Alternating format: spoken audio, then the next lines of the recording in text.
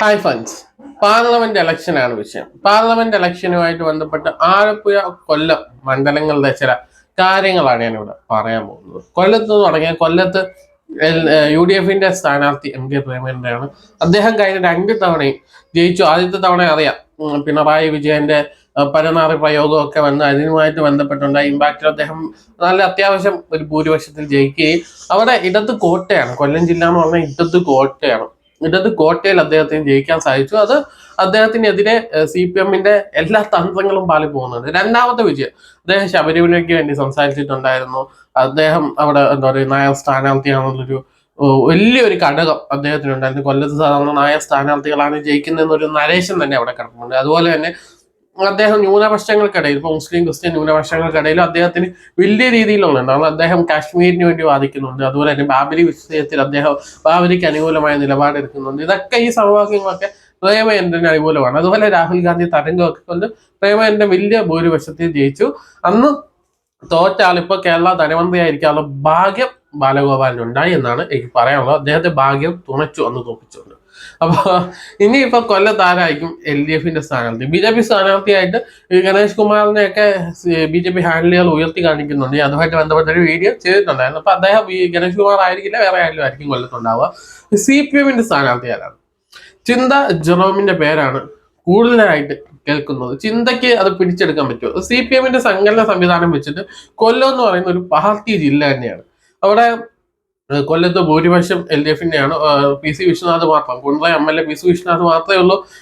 PC Vishwanath ഇങ്ങോട്ട് വരികയാണെങ്കിൽ നമ്മുടെ മഹേഷ് MLA ഉണ്ട് കരുനാപ്പള്ളി. അവര് രണ്ടും അല്ലാതെ ബാക്കിയെല്ലാം ഏതാണ്ട് CPM തന്നെയാണ് ഭരിക്കുന്നത്. അറിയാലോ, CPMന്റെ കയ്യിൽ തന്നെ കിടക്കുന്നതാണ് കൊല്ലം എന്ന് പറയുന്നത്, ആ കൊല്ലം പ്രദേശം തന്നെ.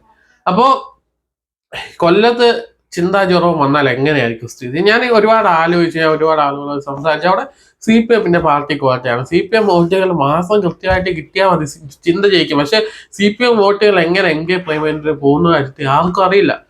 ഞാൻ മുമ്പ് പറഞ്ഞത് മുസ്ലിം ക്രിസ്ത്യൻ ന്യൂനപക്ഷം, അതുപോലെ ന്യായ സമുദായത്തിന്റെ പിന്തുണ, അദ്ദേഹത്തിന്റെ ചില നിലപാടുകൾ, ഇതൊക്കെ വെച്ചിട്ട് RSSകാരും അല്ലെങ്കിൽ BJPക്കാരും പോലും MK പ്രേമചന്ദ്രൻ വോട്ട് ചെയ്യുന്നുണ്ട്. അദ്ദേഹം മികച്ചൊരു പാർലമെന്റേറിയനാണ്. മികച്ച പാർലമെന്റേറിയനുള്ള അവാർഡുകൾ ശ്രീ നരേന്ദ്രമോദിയുടെ കയ്യിൽ നിന്ന് അദ്ദേഹത്തിന് ലഭിച്ചിട്ടുണ്ട്. അദ്ദേഹവും മോഡിയുമായിട്ട് ഊഷ്മളമായ ബന്ധമാണ്. അതുകൊണ്ട് തന്നെ LDF ജയിക്കാതിരിക്കാൻ BJP വോട്ടുകൾ പോലും പ്രേമചന്ദ്രനെ ചെല്ലുന്നു എന്നാണ് പറയപ്പെടുന്നത്. അപ്പൊ ചിന്താ ജപമാണെങ്കിൽ CPMകാര്, SFI, DYFI ഒക്കെ പകൽ എന്ന് പ്രവർത്തിക്കും. നല്ലൊരു മത്സരം നമുക്ക് കാണാം. പക്ഷെ ജയിക്കുമോ നോക്കുക എന്നുള്ള കാര്യം സംശയമാണ്. പക്ഷേ CPM വോട്ടുകൾ ശക്തമായി വരികയും അപ്പുറത്ത് BJP വോട്ടുകൾ BJPക്ക് പോവുകയും ചെയ്താൽ ചിലപ്പോൾ ചിന്ത ജയിക്കും. പക്ഷെ അവിടെ BJP വോട്ടുകൾ പോലെ MK പ്രേമചന്ദ്രന് പോകുന്ന ഒരു സ്ഥിതിവിശേഷം ഉണ്ട്. അതാണ് BJP വോട്ട്, നായർ വോട്ട്, മുസ്ലിം വോട്ട്, ക്രിസ്ത്യൻ വോട്ട്, പിന്നോക്ക ജാതി വോട്ട്, ഇതെല്ലാം വോട്ടും പ്രേമചന്ദ്രന് ചെല്ലുന്നുണ്ട്. അതാണ് അതിന്റെ ഒരു രസം. ഇനിയിപ്പോ ആലപ്പുഴയിലേക്ക് വന്നാല്, ആലപ്പുഴയിലെ നിലവിലെ MP ആരിഫാണ്.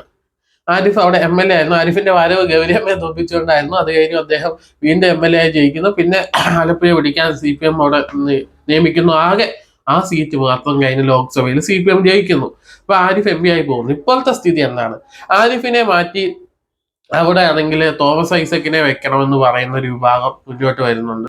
അതുപോലെ തന്നെ മുൻ PWD മിനിസ്റ്റർ G സുധാകരന്റെ കാര്യവും പരിഗണിക്കണം. G സുധാകരനെ തോമസ് ഐസക്കിനെ മത്സരിപ്പിക്കണം, ആരിഫിനെ മാറ്റണം എന്നൊക്കെ പറഞ്ഞുകൊണ്ട് ശക്തമായിട്ടൊരു വിഭാഗം അവിടെ ആലപ്പുഴയിൽ രംഗത്തുണ്ട്.